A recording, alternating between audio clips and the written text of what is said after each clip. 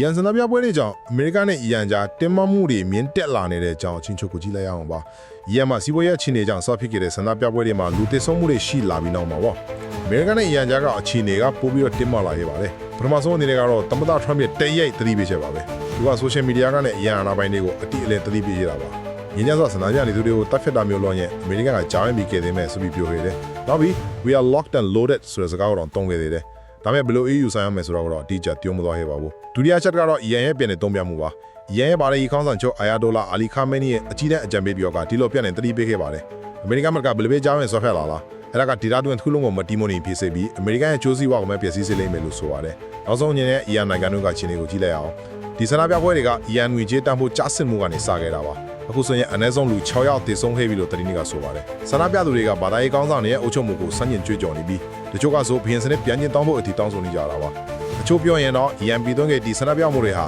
ဝါရှင်တန်နဲ့ဒီဟီရန်ကြားကပဋိပက္ခကိုပိုပြီးကြီးထွားလာစေနိုင်တယ်ဆိုတဲ့ဆိုရင်မှုတွေကိုမြင်သက်စင်နေပါတယ်။